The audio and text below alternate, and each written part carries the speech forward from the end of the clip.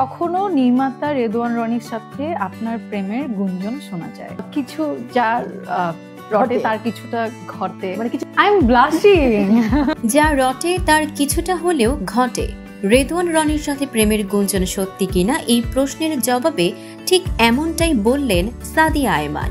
বেশ কিছুদিন ধরেই বিনোদন পাড়ায় গুঞ্জন ছোট পর্দার জনপ্রিয় অভিনেত্রী সাদিয়া আয়মান ও নির্মাতা রেদওয়ান রনি প্রেমের সম্পর্কে আছেন।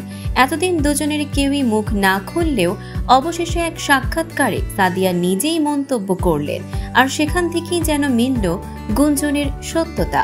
সম্প্রতি দেশের এক স্বনামধন্য গণমাধ্যম আয়োজিত এক টক শোতে হাজির হয়েছিলেন সাদিয়া। শোটির ফরম্যাট ছিল বেশ মজার। একটি কাঁচের জার থেকে প্রশ্ন তুলে সঙ্গে সঙ্গে উত্তর দিতে হয়। সেখানেই সাদিয়ার হাতে উঠে আসে একটি চিরকুট। তাতে লেখা ছিল, নির্মাতা রেদওয়ান রনির সঙ্গে আপনার প্রেমের গুঞ্জন শোনা যায়। আসলে সাদিয়া এখন কার সঙ্গে প্রেম করছেন? প্রশ্নটি পড়ি মুচকি হাসেন সাদিয়া। কিছুটা লজ্জিত হয়ে উত্তর দিলেন, যা রটে তার কিছু হলেও ঘটে। উপস্থাপিকা আবারও জিজ্ঞেস করলে তিনি আরো খোলামেলা ভঙ্গিতে বলেন, আমি ব্লাশ করছি, এতেই বোঝা উচিত। এটা তো স্পষ্ট করে বলারও কিছু না, আবার ঢাকঢোল পিটিয়েও বলার কিছু না।